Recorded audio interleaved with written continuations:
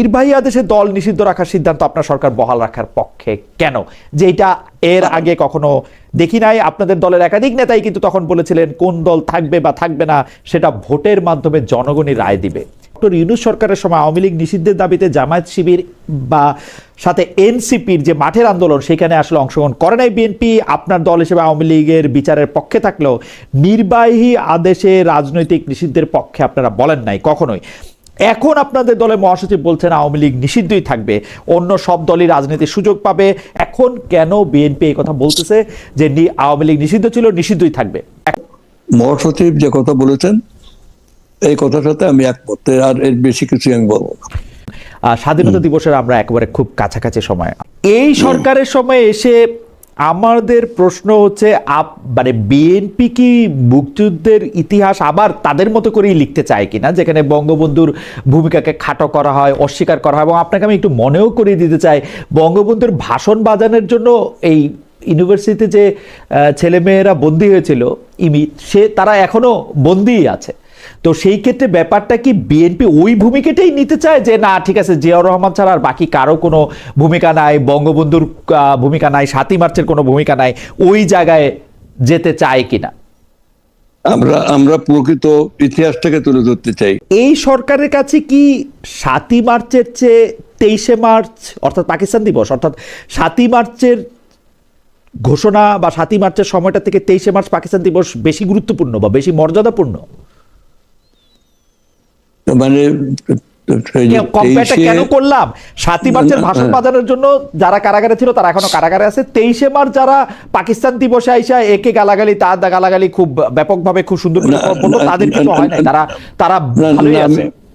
আমার কোনো অসুবিধা নাই, আমি পাকিস্তান দিবস খুব জোরে সোরে পালিত হোক, আমার কোনো প্রবলেম নাই। কিন্তু ঘটনা হইতেছে সরকারের কাছে ৭ই মার্চের চেয়ে ২৩শে মার্চ গুরুত্বপূর্ণ বেশি কিনা, মানে পাকিস্তান দিবস বেশি গুরুত্বপূর্ণ কিনা?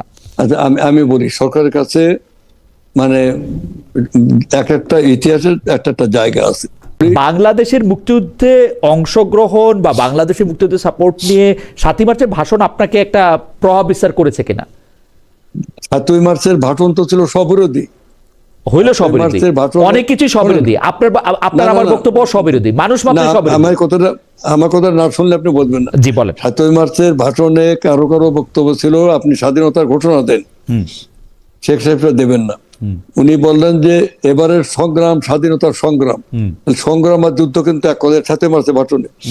এই জন্য ৭ই মার্চের ভাষণ নিয়ে ইতিহাস বিচার করবে, এই ভাষণে পুঙ্খানুপুঙ্খে বিচার বিশ্লেষণ করলে, সেটা আমাদের মাথা ব্যথা নাই।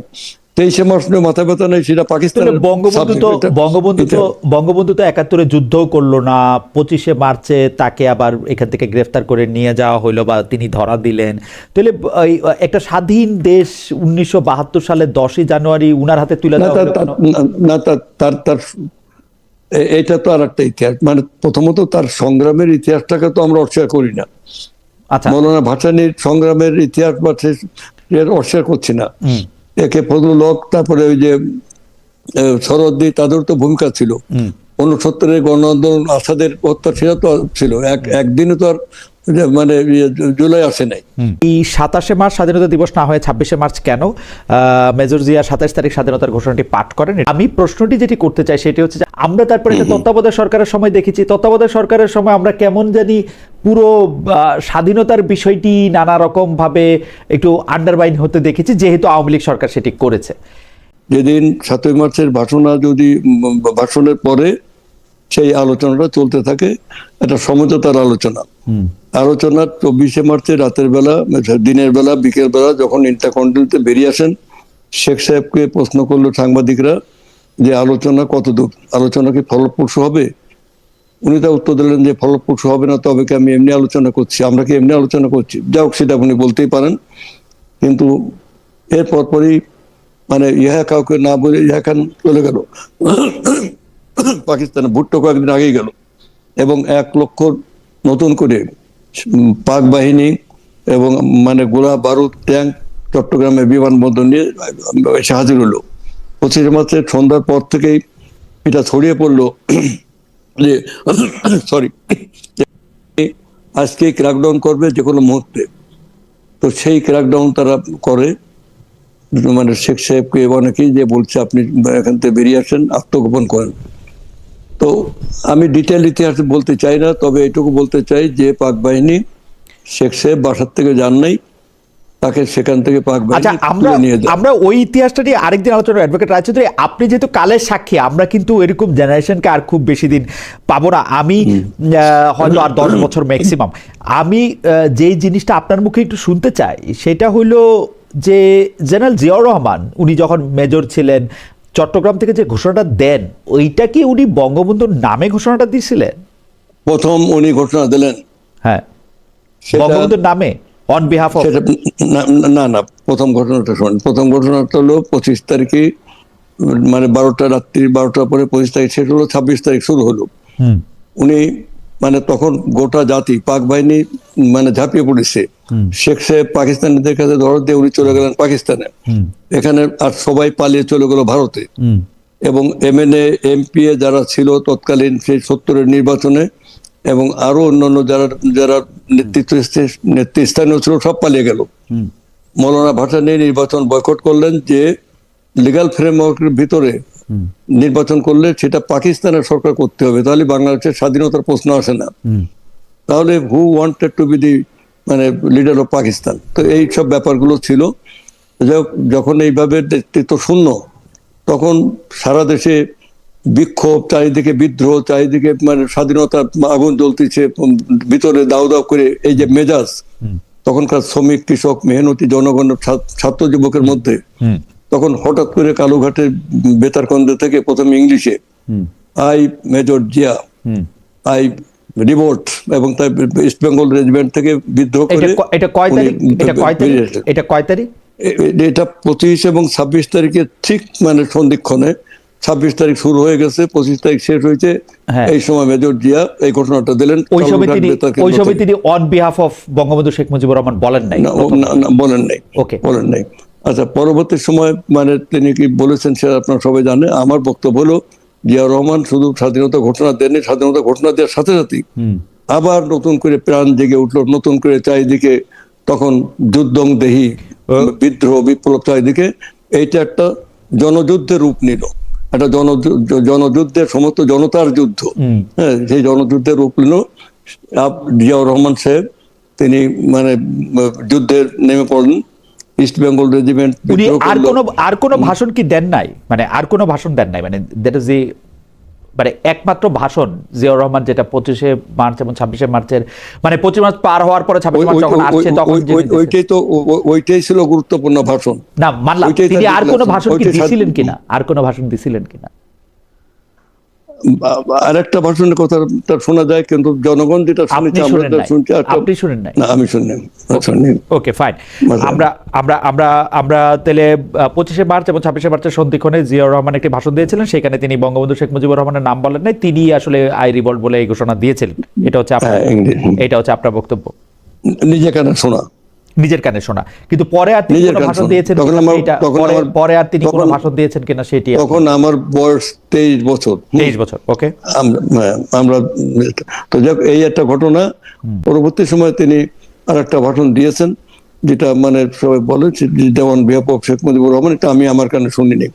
তো যাক, এইটা ছিল তখন যুদ্ধ ছড়ায় পড়েছে। তখন এই ভাষণের থেকে গুরুত্বপূর্ণ যুদ্ধ আরম্ভ হয়ে গেছে এবং জনযুদ্ধের রূপ নিয়েছে। ওকে, তো মানে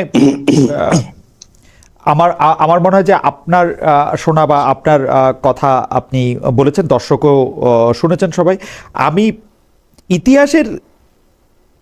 ইতিহাসের খাতিরে জাস্ট এই জায়গায় একটা প্রশ্ন খালি করে রাখি যে এই উই রিভোল্ট কথাটা কি উনি রেডিওতে বলেছিলেন? এটা কি প্রথম, নাকি কর্নেল অলি আহমেদ এটা দাবি করেন যে মানে উনি? আমি মেজর জিয়া বলছি। হ্যাঁ, মেজর জিয়া বলছে প্রথমে। আমি মেজর জিয়া বলছি, আমি বাংলাদেশের স্বাধীনতা ঘোষণা করছি। এই ইংলিশের পরপর উনি একথা বলেছেন, আমি মেজর জিয়া বলছি। এটি ওকে, কথা। ঠিক আছে। আমার মনে হয় যে দলিল বা দস্তাবেজে অন্য মুক্তিযোদ্ধারা বা আরো অনেকে নানা রকম দাবি করে থাকেন। এটা অ্যাডভোকেট নিতাই রায়চৌধুরী বলছেন যে তিনি নিজের কানে শুনছেন। তো এটা নিশ্চয়ই এটা আরো আছে।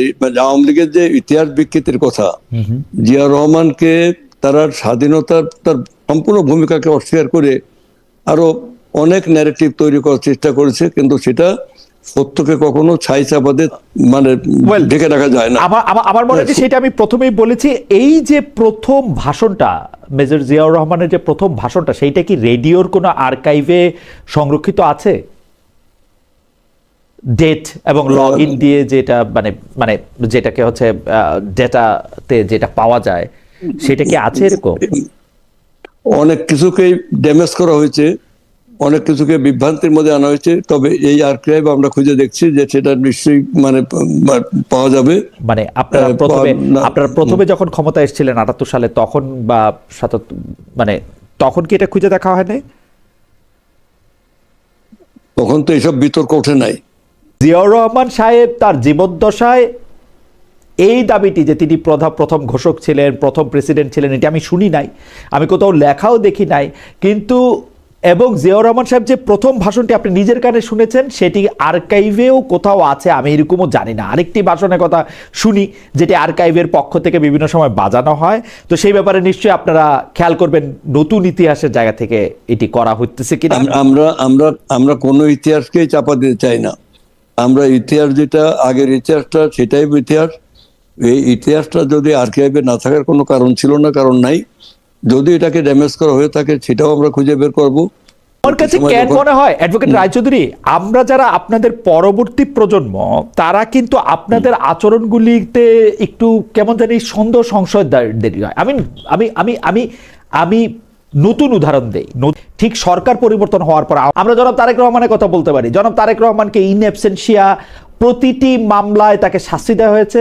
জনাব তারেক রহমান ইন অ্যাবসেন্সিয়া প্রতিটি মামলায় জামিন পেয়েছেন, খালাস পেয়েছেন, সবগুলি জিনিস তার কোয়াশ হয়েছে ইন অ্যাবসেন্সিয়া, কিন্তু একই কোর্ট। তো আমরা সরকারের পরিবর্তনেই শুধু ডিসিশনের পরিবর্তন হতে দেখি। তো সেই জন্য আমরা যেগুলি পলিটিক্যালি যেগুলি গুরুত্বপূর্ণ জিনিস, আমি আমি আমি চিন্ময় কৃষ্ণ দাস ব্রহ্মচারীর কথা বললাম, আমি শাহরিয়ার কবিরের কথা বললাম, আমি দীপুচন্দ্র দাসকে যারা পিটিয়ে পুড়িয়ে হত্যা করেছে তাদের কথা বললাম, আমি যদি এই মাজারে যারা মাজার না মানে একটা লোকের কবর থেকে নামিয়ে যাদেরকে আগুনে পুড়িয়ে দেওয়া হয়েছে তাদের কথা বলি, এই বুদ্ধিজীবী শাহরিয়ার কবিরদের কথা বলি, সাংবাদিকদের কথা বলি, এটা তো পলিটিক্যাল ডিসিশন। আপনারা এটা আদালতের কথা বললে তো হবে না। আপনি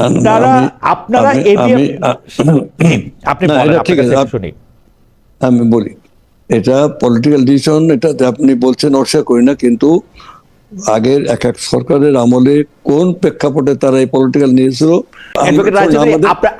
আপনাকে একটা কথা বলি, আমাদের একজন চিফ জাস্টিস ABM খায়রুল হক কে বাসা থেকে গ্রেফতার করে নিয়ে যাওয়া হয়েছে, তাকে আদালতে রাখা হয়েছে, উনি এখনো আদালতে আছে। আমি এখন আইনমন্ত্রীকে বা অ্যাটর্নি জেনারেলকে, সেই সাবেক আইনমন্ত্রী, সাবেক অ্যাটর্নি জেনারেল বা আইন উপদেষ্টা অ্যাটর্নি জেনারেল যাকেই পাই তাকে প্রশ্ন করি যে তাকে কেন গ্রেফতার করা হয়েছে। তো উনি বলে যে উনি যে এত বড় অন্যায় করে এই রায়টাকে ম্যানিপুলেট করলো। আমি বলি দেওয়া হয়েছে তো হত্যা মামলা, যাত্রাবাড়িতে কোথায় যেন একটা হত্যা মামলা, রায় উনি কিভাবে ম্যানিপুলেট করছে এইটা আলোচনায় নিয়ে আসেন। এখন এইটা তো মানে বাংলাদেশের আইন কেমনে চলতেছে এটা তো কিছু জিনিসে বোঝা যাবে অ্যাডভোকেট রায়চৌধুরী। না শোনেন, আমি আপনাকে বলি, জি আমাদের সরকারের তো মাত্র আজকে হলো মার্চ, মানে এক মাস ফেব্রুয়ারি মাসের 17 তারিখ, এক মাস। আমরা এক মাসে অনেক কাজ আমরা করে যাচ্ছি, কিন্তু অসাধ্য। এখন এক মাসের পরে আমাদের এক এক করে তো আসবে। আইনমন্ত্রী যেটা বলেছেন সেটা ঠিক আছে। আমি শুধু এইটুকু বলতে চাই যে ফ্যাসিবাদী আমল আপনি এটা বলেন না কেন, এসকে সিনহারে কিভাবে অপমান করে জোর করে তাকে আপনি এই প্রশ্ন করেন না কেন যে একটা বিধ্বস্ত দেশের দায়িত্ব নিয়ে আপনার কিভাবে পারবেন, আপনি কিভাবে পারছেন? আপনার দেশের সমস্ত বিধ্বস্ত দেশের দায়িত্ব নিয়েছিলেন তো ডক্টর মোহাম্মদ ইউনূস। আপনারা তো মোটামুটি মেরামত করা একটা দেশ পেয়েছেন। 17 মাসে অনেক কিছু ঠিক করেছে। মেরামত কিছু না, মেরামত শোনেন, আমরা তো গণতান্ত্রিক ভাবে নির্বাচিত এদেশের নির্বাচনের মাঝ দিয়ে we obtain vast majority seats in the parliament, that is মানে more than 2000 মানে সিট। এখানে প্রত্যেকটা সদস্য আমরা নির্বাচিত হয়েছে গণতান্ত্রিক ভাবে। আমাদের উপরে যে দায়িত্ব হিসেবে পড়েছে, তখন আমরা কি দেখলাম যে বাংলাদেশের সমস্ত ব্যাংক, বীমা, আর্থিক মানে প্রতিষ্ঠান, বাংলাদেশ ব্যাংক পর্যন্ত সব লুটপাট করে, না সেটা তো বাংলাদেশ ব্যাংকের সাবেক গভর্নর এটা অনেকটাই ঠিক করে নিয়ে আসছিলেন। আপনারা তাকে খুবই অসম্মানজনক ভাবে বিদায় দিয়েছেন। গত রাতে আমরা general Masud Uddin lieutenant general অবসরপ্রাপ্ত মাসুদ উদ্দিন, যিনি 111-এর অন্যতম কুশীলব বলা হয় যে জনাব তারেক রহমানকে নিপীড়ন নির্যাতনের জন্য তিনি অনেকটা দায়ী, তাকে আমরা গ্রেপ্তারতে দেখলাম। আবারও ইতিহাসের কথা বলি, আমরা ইতিহাসে এটাকে কিভাবে দেখব, যে মানে একটা প্রতিশোধ স্পৃহা হিসাবে